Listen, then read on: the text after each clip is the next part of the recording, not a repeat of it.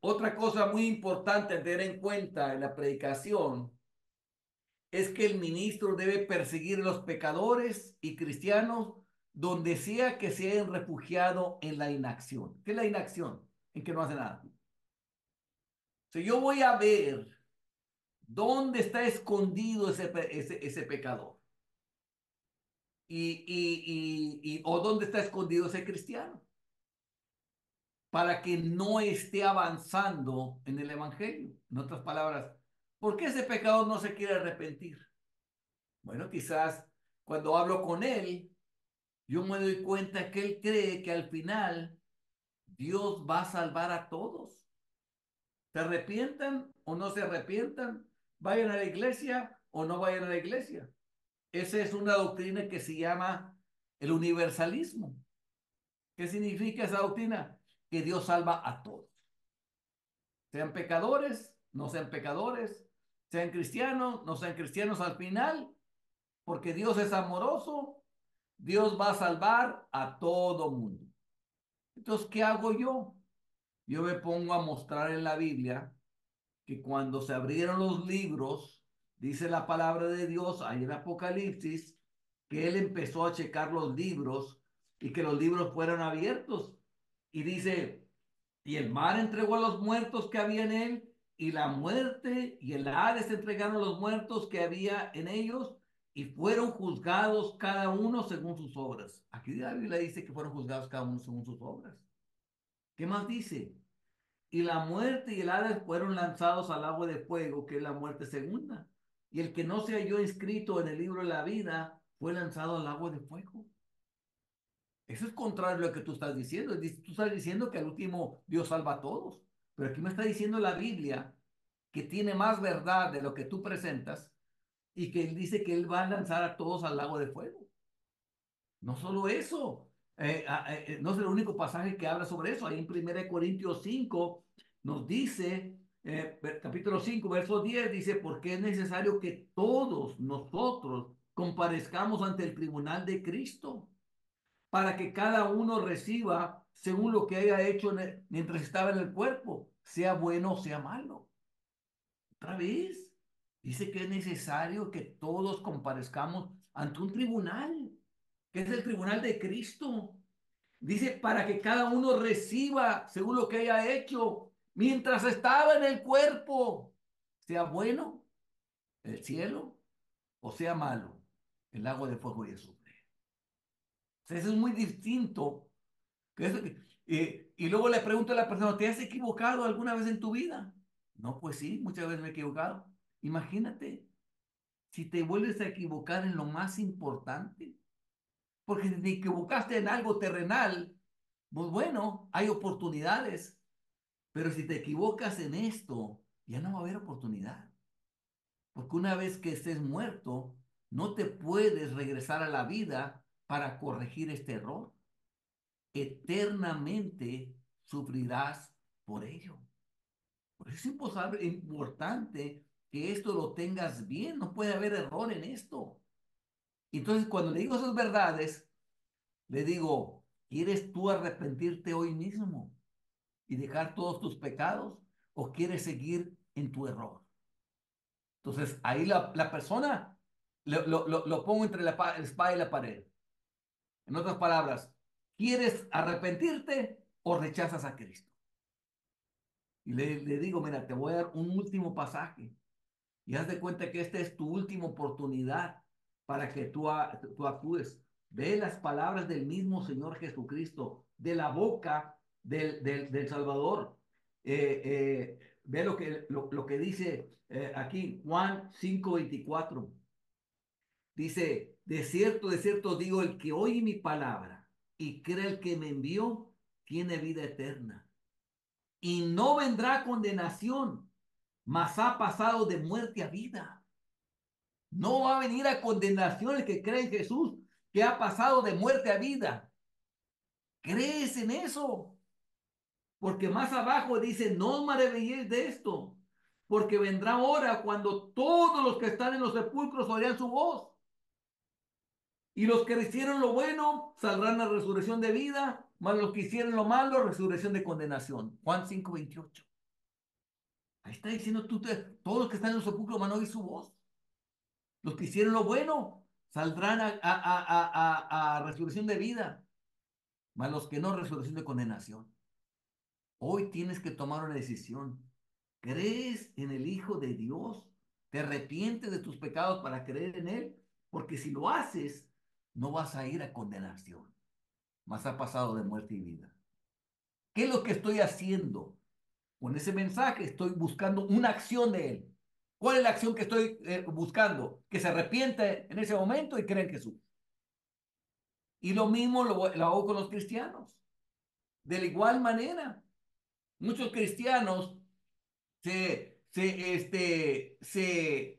esconden también en ciertas fantasías y creencias.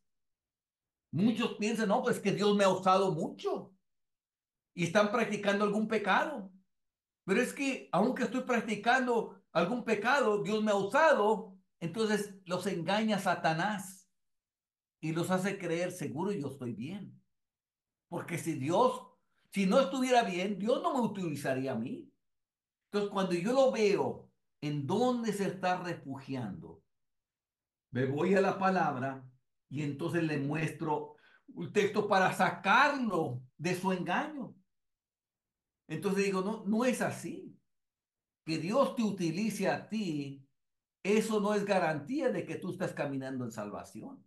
No, ¿cómo no? Dios utilizó hasta un burro para reprender a Balaam. Un burro le predicó a Balaam. Estaba más convertido el burro que ni Balaam. Entonces, que Dios utilice algo no quiere decir que eso está salvo.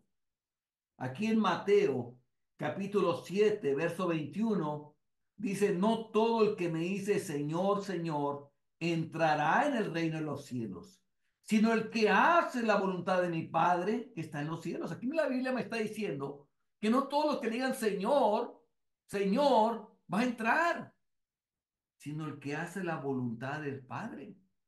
Y tú estás cometiendo envidias y celos y eres avaro y estás cometiendo ciertos pecados. Tú no estás haciendo la voluntad del Padre, tú te vas a ir a condenación. No, pero Dios me ha utilizado. Yo he orado por enfermos y se han sanado. Déjame seguirte leyendo. Muchos me dirán en aquel día, Señor, Señor, ¿no profetizamos en tu nombre? Y en tu nombre echamos fuera demonios. Y en tu nombre hicimos muchos milagros. Oye, estas personas profetizaban. Estas personas echaban fuera demonios. Estas personas hacían muchos milagros. Eran usados por Dios. Sin embargo, Jesús le dice, y entonces le declararé, nunca os conocí, apartados de mí, hacedores de maldad. ¿Qué eran? Hacedores de maldad. Te vas a perder. Pero entonces, ¿por qué Dios me utilizaba? Por misericordia a la gente. Porque Dios quería liberar a esa persona de los demonios. Porque Dios quería sanar a esa persona. Y a pesar de que tú estabas perdido, Dios te estaba utilizando a alguien por misericordia a ellos. Pero no porque tú estuvieras bien. Tú vas a la condenación. Y aquí lo dice la palabra. Entonces ya cuando se lo demuestro a ese cristiano que se cree cristiano y salvo, porque Dios lo está usando, lo mando a la acción.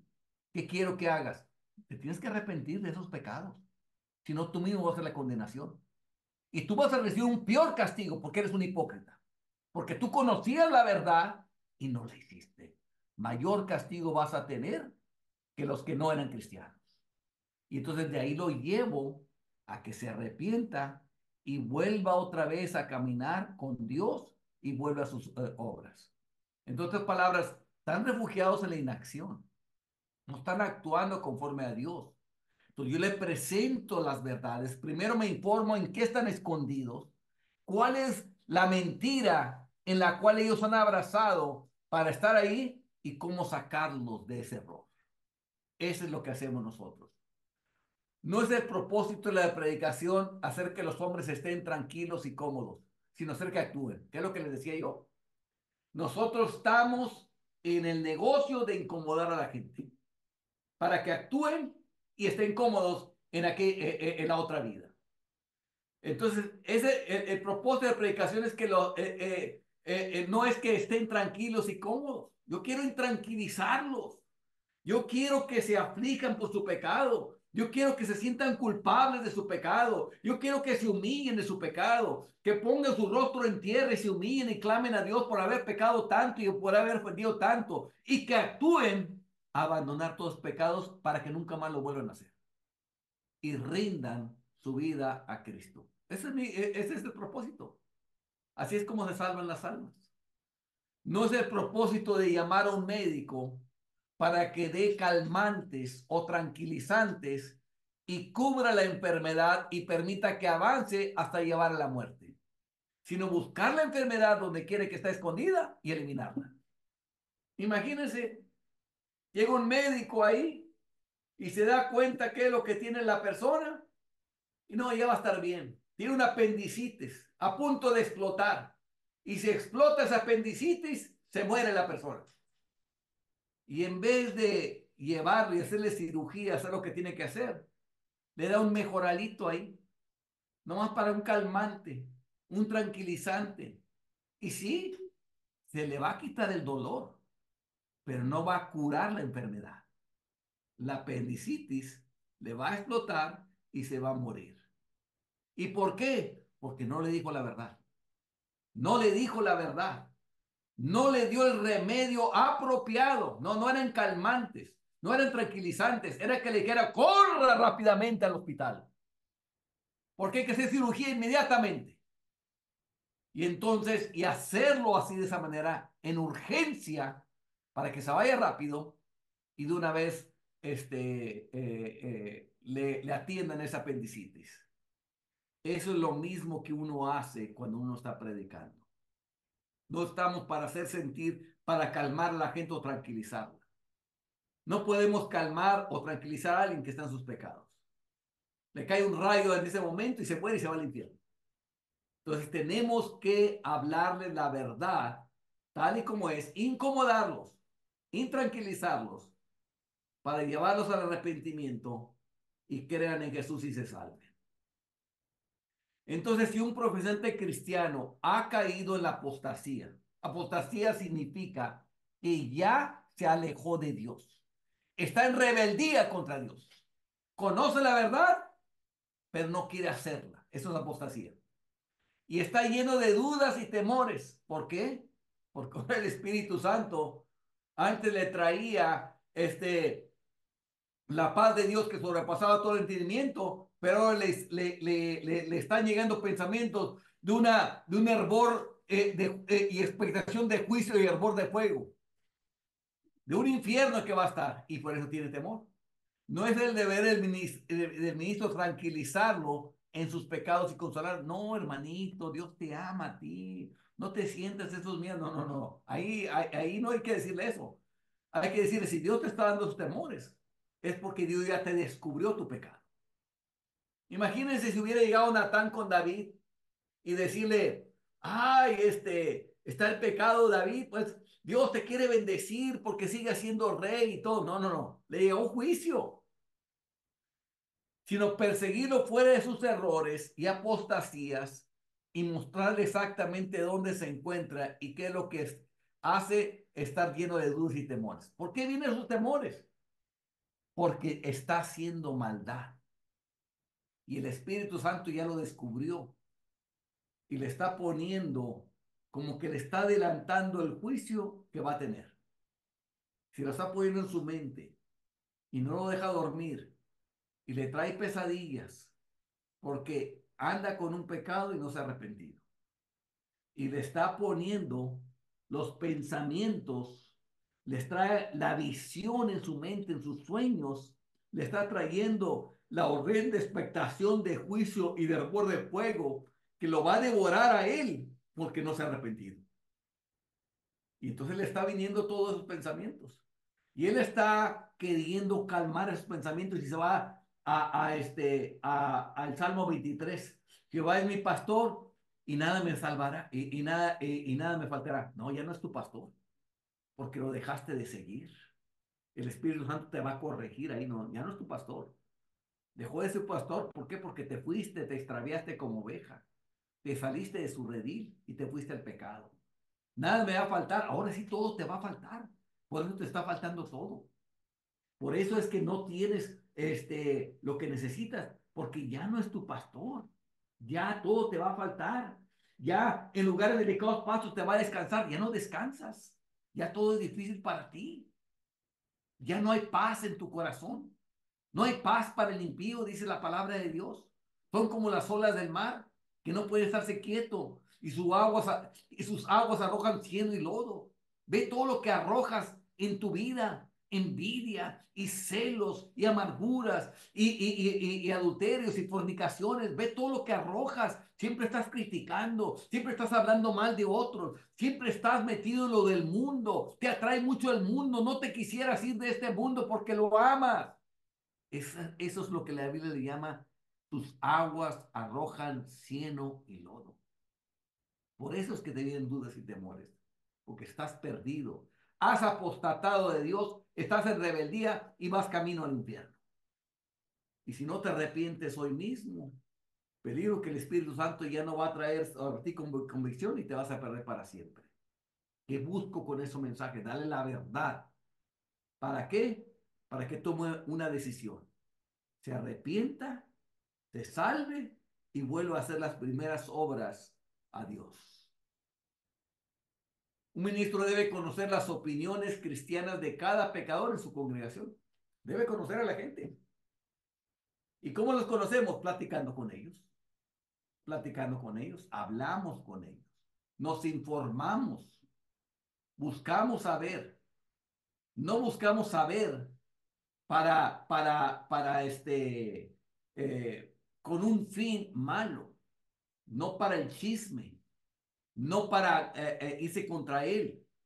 No queremos saber la opinión porque andamos de curioso, no, porque queremos saber cuál es el refugio de mentira en el que está escondido para quitarlo con la verdad. De hecho, un ministro del campo es generalmente inexcusable si no lo hace. Obviamente sí, porque tan sencillo como es al final de predicar, yo me acerco a uno a ver qué entendiste. Quiero hablar contigo. Normalmente conmigo, al final cuando terminaba de predicar, yo invitaba a la gente a que se acercara conmigo. Pero hay veces que algunos no se acercaban, muchos por pena, otros porque son tímidos, diferentes. Entonces yo les decía, quiero hablar contigo. Muchos se asustaban porque quería hablar conmigo, porque yo quería hablar con ellos. Digo, solamente quiero saber lo que Dios ha estado pasando en tu vida. Nomás por eso quiero hablar contigo. Y pienso que eres una persona tímida o que te da pena y por eso yo me acerco a ti. Quiero saber qué es lo que Dios ha hecho en su vida. Y empezaba a hacerle preguntas para ver dónde se encontraba para ayudarlo y guiarlo a la salvación. Por eso es inexcusable si un ministro no se entera de dónde se encuentra. Él no tiene excusa para no conocer las opiniones cristianas de toda su congregación y de todos los que pueden caer bajo su influencia si ha tenido la oportunidad de conocerlos. No tiene excusa, ¿por qué? Porque los ve cada semana. A veces cuando uno va, que es invitado a predicar a otra congregación, a veces es más difícil. ¿Por qué? Porque uno acaba de llegar, uno busca informarse y luego muchas veces los pastores no dan el reporte completo del estado de su congregación. Ellos quieren presentarse como que, no, mi iglesia está muy bien, mi iglesia está muy bien. Y luego hablas uno por uno y el de la alabanza, que lo tenía ahí enfrente tocando alabanzas, está en pecado. El que está cerquita de él, el que dirigía ahí la alabanza, está en pecado. Imagínate si los que están cerca de él estaban en pecado, por aquellos que están lejos de él, que pocas veces habla con ellos, ¿cómo estarán? Entonces, ¿qué es lo que pasa? Hay mucha pereza en el ministerio, flojos que son. No quieren hablar con la gente, no quieren hacer su trabajo. La Biblia dice, sé diligente en conocer el estado de tus ovejas y mira bien por tus rebaños. Es un mandato de Dios. ¿Tiene Dios cuidado de las ovejas así naturales? ¿O lo dice enteramente por la gente que va a una iglesia cristiana? Pues lo dice por la gente. Y seamos diligentes en conocer el estado de sus ovejas. Ver cómo se encuentran y cómo ayudarlos. ¿Cómo puede predicarles de otra manera? Exacto. ¿Cómo puede predicarles si no los conoce? Si no sabe los refugios de mentira que están, si no sabe lo que piensan, ¿cómo va a predicarles? ¿Qué va a agarrar, abrir la Biblia y va a hablarles? Hoy les voy a hablar sobre el Salmo 23. Jehová es nuestro pastor y nada les faltará. Quiere decir que nada te va a faltar. Y yo te lo digo como predicador, nada te va a faltar, nada te va a faltar. No es cierto, mentira del diablo. Nada le va a faltar si es una oveja de Cristo. Todo le va a faltar si es un impío, si no se ha arrepentido. ¿Se aclara las cosas? Porque esto se refiere a los que están con Dios. A los que no están con Dios, todo les va a faltar. En lugares delicados pastos te hará descansar. A los que son cristianos. En lugares delicados pastos te hará descansar a ti. No, a ti no te va a descansar. A ti te va a poner lo duro. Nada de descanso para ti. Eres un impío. Todo va a ser difícil. Porque la Biblia me dice que el camino de los impíos es como un seto de espinos. Como si fueras en medio de un seto de espinos y te espinas aquí y cada paso que das te estás espinando. Así es el camino de los impíos, como un seto de espinos. Entonces, así va a ser el camino para ti. Pero el camino para los que son ovejas del Señor va a ser delicados pastos. Junto a aguas de reposo te pastoreará. A los cristianos, a los que no son cristianos, olvídate, te va a llegar un tsunami a ti. Te va a llegar una ola a ti. Te va a traer, te va a agarrar Dios, aunque estés en la playa, te va a mandar una ola que te va a meter dentro del mar y te vas a andar ahogando y no te va a dejar salir. Así te va a pasar a ti, porque eres un impío, porque no te has dejado tus pecados. Esa es la manera de decirles, de predicarles, pero si nomás les habla las cositas bonitas, habiendo impíos ahí, los va a engañar. Va a decir, ¿para qué dejo mis pecados?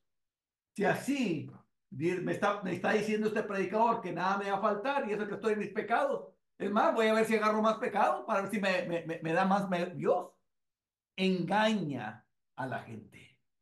Entonces, por eso es que nos informamos en dónde están, cómo están caminando para ayudarlos a que se arrepienten, quitarle los engaños de la mente y se vuelvan a Dios.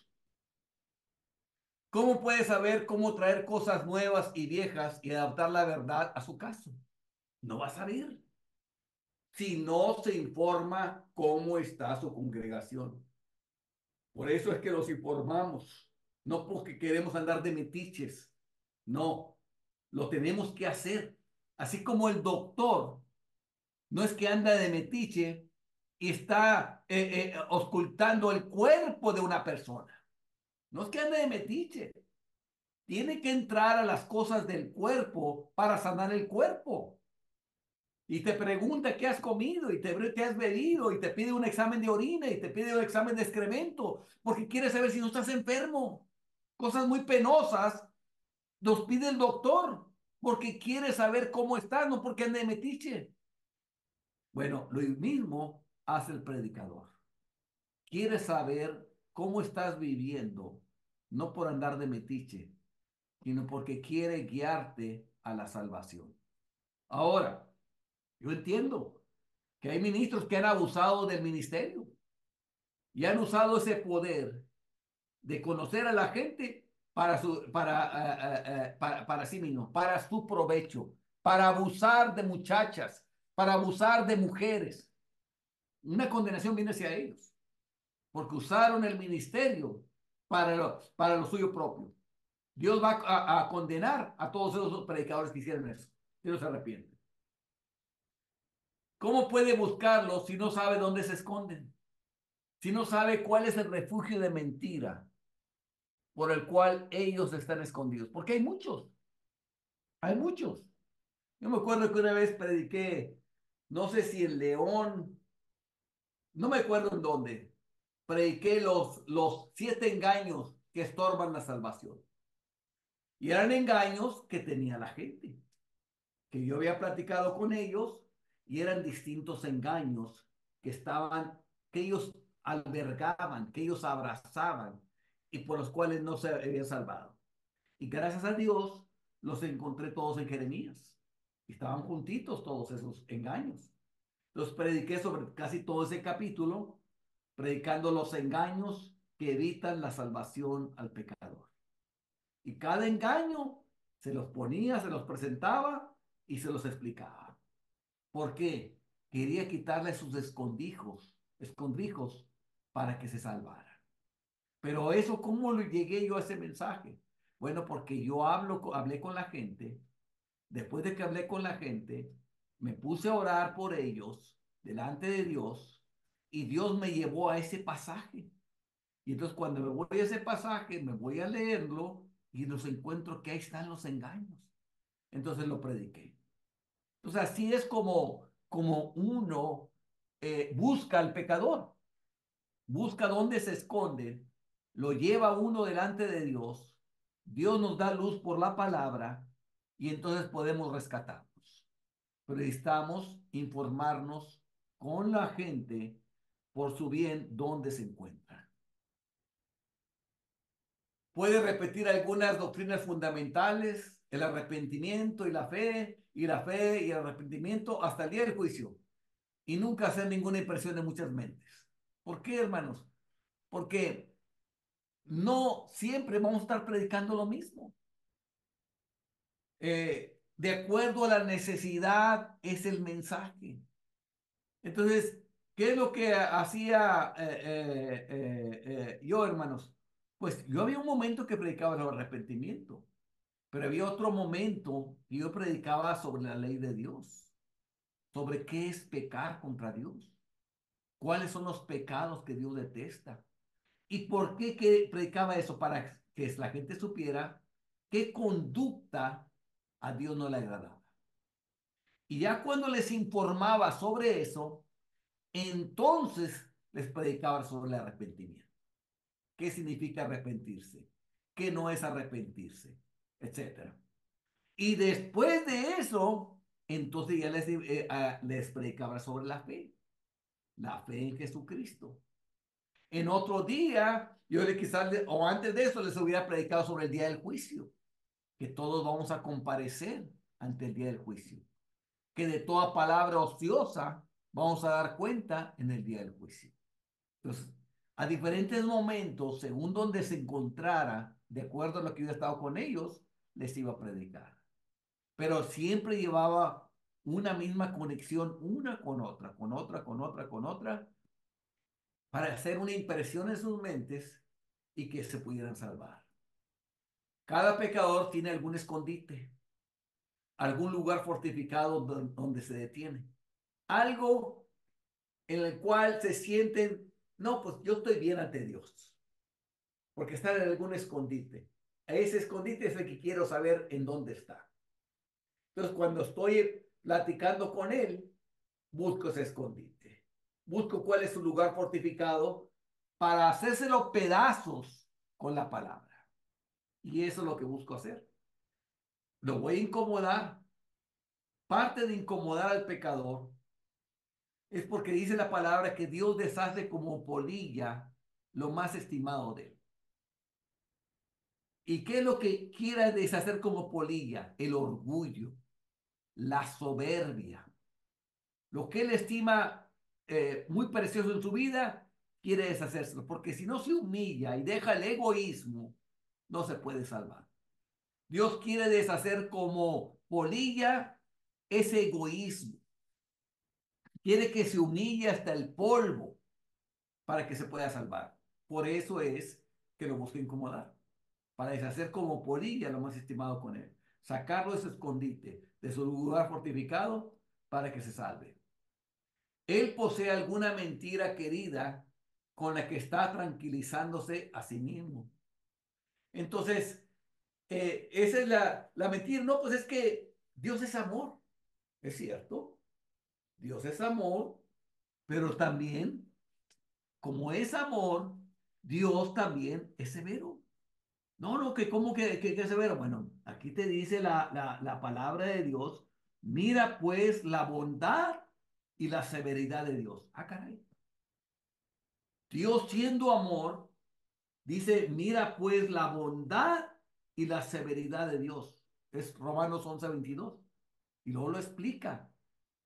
La severidad ciertamente para con los que cayeron, pero la bondad para contigo. Pero condicionada, dice, si permaneces en esa bondad, pues de otra manera tú también serás cortado. Aquí está el carácter completo de Dios. Dios sí es bondadoso, pero Dios es severo. Es bondadoso con el que está caminando con Dios. Es severo con el que no está caminando con Dios. Y con el que está caminando con Dios se lo condiciona. Si permaneces en esa bondad, si sigues caminando conmigo, porque dice, pues de otra manera, tú también serás cortado. Entonces no te des ya por salvo todavía, hasta que llegues hasta el último día viviendo para Cristo. Entonces, aquí está que Él tiene el engaño que porque es amor, no lo va a castigar, no lo va a condenar. Pero aquí ya me está explicando la palabra que sí es cierto, es amor, pero su amor se expresa en que es bondadoso y es severo. Es los dos. Entonces, con eso le trato de quitar ese tranquilizante que trae para incomodarlo y llevarlo al arrepentimiento y se salve y quitarle ese refugio de mentira en el cual se está escondido. Deje que el ministro lo descubra y lo retire, ya sea en el púlpito o en privado. O el hombre irá al infierno en sus pecados y su sangre será encontrada en la falda del ministro. Dios me libre. Yo prefiero decirle la verdad a la persona, decírselo y que se arrepienta y que se salve.